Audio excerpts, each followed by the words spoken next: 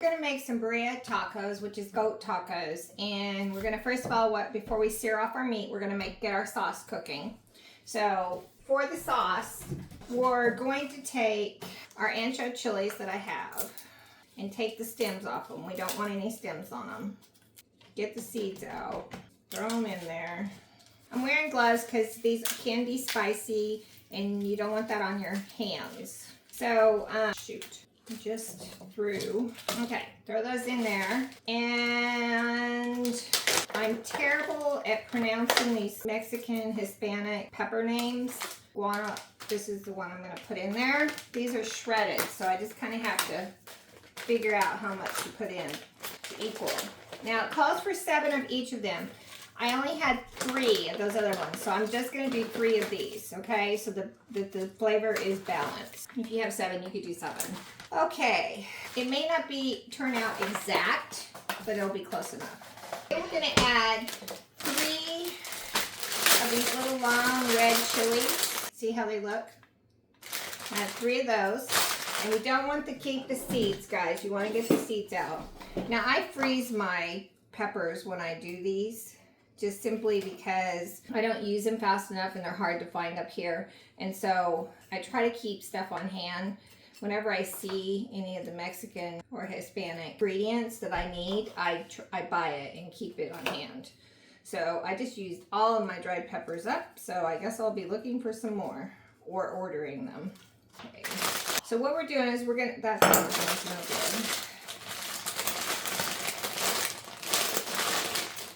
good. What we're going to do is this is going to go on the stove. It's going to go boil, and then it's making a sauce to go over our goat meat.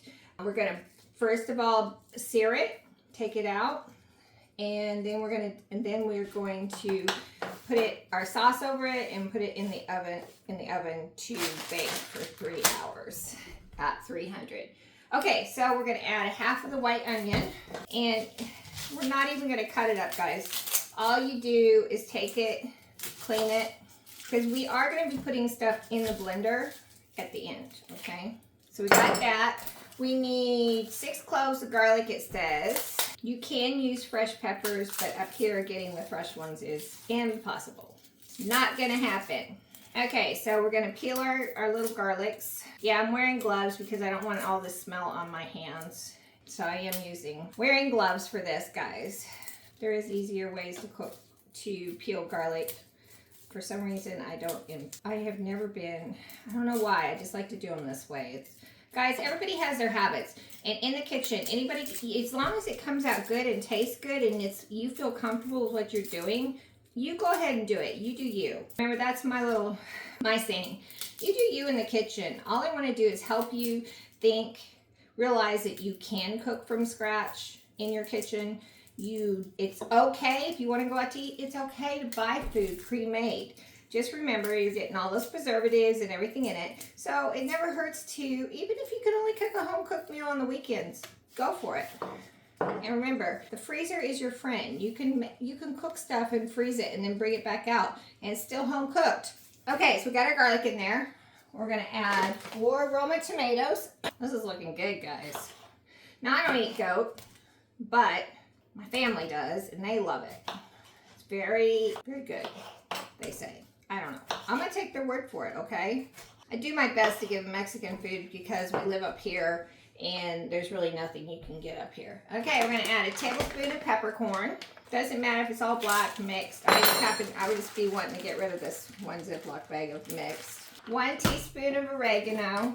If you have Mexican oregano, it's much better, but this is what we're stuck with. Spoon of cumin seeds. That is different than ground cumin, guys. It is actual seeds. You can buy them. 1 teaspoon of coriander seeds. 1/4 teaspoon of ground cloves. We're going to put a stick of cinnamon in. I do not have Mexican cinnamon, so we will be taking this out before we do the blending step. You can only blend Mexican cinnamon, not non-Mexican cinnamon sticks. Okay. 3 cloves of 3 bay leaves. Okay, let me see here. Okay. And then 3 cups of either water or beef broth. I'm using beef broth. And we're going to put this on the stove and let it come to a boil. and it needs to boil 15 minutes over medium heat. So let's go ahead and put it over here. Bring it to a boil. Now we're over here to our Dutch oven. We're going to turn our oven on to 300 because that's what we're going to bake it in at 300. So we're going to get that going. Then we're going to add to our skillet just a little bit of oil. Not too much, guys. Just a small amount. Just a smidgen. Just about a teaspoon. Whoop, that's more than a teaspoon. Sorry, added too much. I used vegetable oil. We are going to sprinkle all of this meat with salt liberally on all sides. This is our spare ribs, 1 pound of spare ribs. This will be our salt in this dish, guys. And this is my goat, my 2 pounds of goat. I do have bone in, so it's going to make a little less than 2 pounds, but that's okay. There's not that many people here, so it's plenty for my family for tacos. And the bones are small in this, so you get a lot. I know it's crazy. I can find goat up here, but I can't find other stuff. But we do have a large population of Portuguese, and so they eat a lot of the same foods as Hispanics. It's a slightly different twist. Okay, let's get this hot so we can sear these. We're going to sear all the meat, and we're going to put it in a bowl to the side because you can't crowd it. Wow, I'm having a hard time with my thinking process on those things. Okay. I've been thinking about a lot of things. I've been deciding on what I want to do for dog treats. The dogs have been giving their opinion. The cat said, hey, about me. So I've been looking for treats I might like to make for her. But the only ones I found have tuna in them. And she's not real fond of tuna. She's a little picky brat. Let's see. No sizzle. Okay, let's get this going. Now, when you're searing, guys, don't sit and play with it. You have to leave it alone until it sears off. And then turn it over. You want to sear all sides. That helps seal in the moisture for when you're going to cook it. See, that's not quite done. A little longer. And I can take off my gloves. Okay, that looks seared, so I'll turn it. Yeah, it's seared now. Let me start turning them on the other side. You're going to sear these in batches because you don't want them to get too close together or be piled up. Once your kettle gets hot, it sears off pretty quickly. Okay, that's done. You're going to put all this meat back in the pan when you get ready to put it in the oven to bake. Here's our stuff boiling away and simmering away. It looks really good. I ended up putting the other half of onion in there and the rest of those 1 bag of peppers just because I felt like it. I like to cook by the seat of my pants. You guys can follow the recipe exactly if you want. Okay, our last batch is ready to come out. We'll turn this off. We got our oven preheating to 300. Well, actually, we can probably just leave this one here because we're going to put it all goes in here anyway. So we can just leave our meat in there, and we will move over to the blender. We need to get the solid separated from the liquid. First, I'm going to take out this cinnamon stick and throw it away. We don't want it. Sorry about that. So we're going to pour this into my strainer. If you have a smaller blender, you don't have to put it all together at once. But since I have a big enough blender, I can put all my stuff in there together. In fact, I'm going to get a spoon and get some of this out first. So if you get a slotted spoon, you can get some of this larger stuff out, like the onions and stuff, and get it put in there. All the chilies. Now this is American. It is as close to authentic as I could get up here. Smells heavenly, guys.